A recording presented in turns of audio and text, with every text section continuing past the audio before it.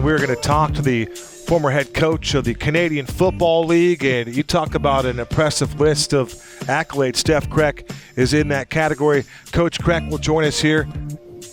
Once again, if you're just joining us, you're watching the Eye of the Storm podcast. We've got a whole slew of guests for you here upcoming, so stay with us throughout tonight's program. Coach Kruck, congratulations on a successful season. Welcome to the broadcast. Thank you. Thanks for having me. It's our pleasure. Ed, what's your first question for Coach K tonight? Coach, your differential in scoring, you're averaging 35 points a game. The defense is giving up 20 points a game. Those 35 points, what is it that makes this offense so good? Why does this offense click so well during these 10 games in this season, and what we hope will happen tomorrow against Keiser? I think the first thing is we're protecting the football. You know, our quarterbacks are not throwing interceptions. We're holding on to the football, so that's the first thing. Because if you protect the football, you always have a chance, especially with the defense we have this year. Second thing is we have our offensive line has been excellent. They've been cohesive. You know, they've had we've been fortunate is that we have not had many injuries at that position, and you know, we've always believed the tone of the offense is set by the offensive line. So I think that's another reason for the. Then we have some very good skilled players who've been performing at a high level. John Cole, Odell Turnbull Frazier.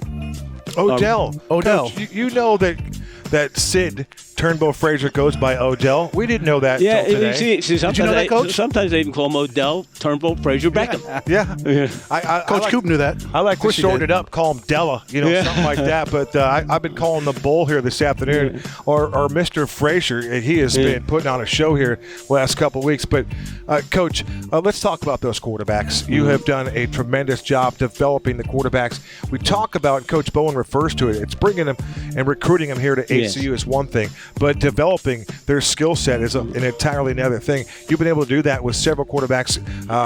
Garrett Groenwald is one. Mm-hmm. Adam Abada-Cole is another. Ryan Esslinger. These are just a few guys that have led the way here. And now you had a chance to work with Tyler Duncan. And you mentioned before Tyler's injury that exponentially he has made the meteoric rise you talk about in development of quarterbacks. If you would elaborate on the development of Tyler Duncan and then as it relates to his injury, and now you go to Shea Morales. Yeah, well, Tyler last year, not last fall, but his first season, you know, he started, it really came on the second half of the Abilene Christian game. And then he basically took off. And, you know, as a freshman coming from Greenway High School playing college football, there's an adjustment period.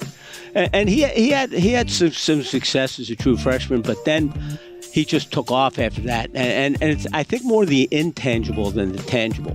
His leadership skills are exceptional. He's got a swagger about him. He's eminently confident.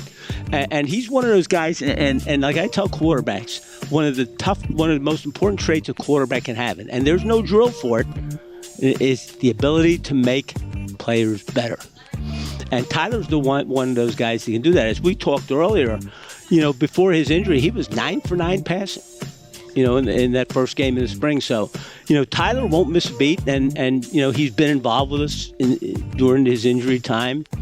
He's really helped Shea a lot in terms of on the field thing, and he's just a tremendous person and he'll be a tremendous quarterback. TD. I mean, those initials are perfect, right? Yeah. Touchdown, Tyler Duncan. I refer to him as the franchise.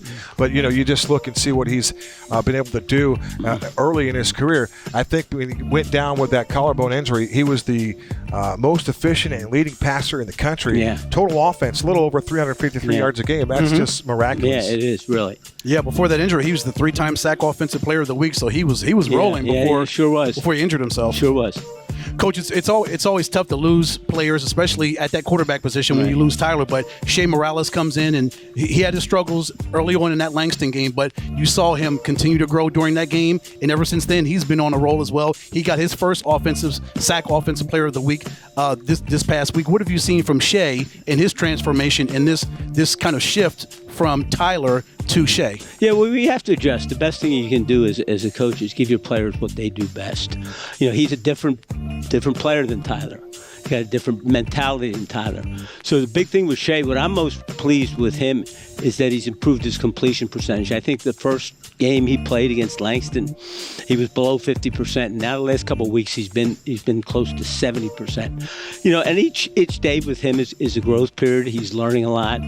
He's assimilating a lot. The team has more confidence in him. Things he does well, he throws an outstanding deep ball. He really has good accuracy. He has confidence in it, and the more he plays, the better he'll get. It's good stuff. And Coach, he's got a really talented wide receiving core. We're going to get to Coach Coop about that because he's helped recruit those guys. But if you would just mention the interaction that you have with these guys outside the football field. We see what you have on the football field, but how do you interact with these kids off the field in the other room, if you will? Yeah, the big thing with them is you have to take an interest in their life because, I heard a great thing the other day during the NCAA basketball tournament that John Thompson on his desk had a deflated basketball.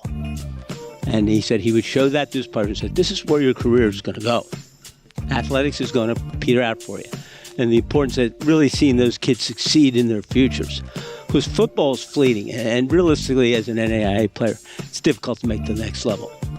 And, having coached professional football for 17 years up in the CFL, a lot of people have the falsehood that they say, well, if I can't play in the NFL, I can play in the CFL. Not necessarily true because it's most of the CFL guys the U.S. guys come from the NFL. Right. So yes, sir. So it's the opportunities are very far and few between to make that level. So what you do with your life is really the most important thing. And if we can provide some guidance, and I know my college coaches really played a lot for me when I went on, and we like to think we do the same for our guys. You mentioned the late, great John Thompson. Interesting point of view right there. The Hoya coach. I did not know that story about John Thompson, but JT always been impressive with him. And boy, that's interesting. It is. Considering I worked with John Thompson for years because I'm from back in the D.C., so he and I worked together for years on his radio show. So I know exactly what you're talking about when you come to talking about Big John. And I used to recruit Washington, D.C. for many years when I was at Fordham University, and I used to always recruit the math high school, and I'd known Morgan well. So after I would see Billy McGregor, I'd stop in and see Morgan. That's awesome. Yeah. Yes. That's good times right there. That's called working the circuit, Coach K. It is. That's right. Coach, congratulations to you on your success. We look forward to watching more development of Shea Morales and friends tomorrow.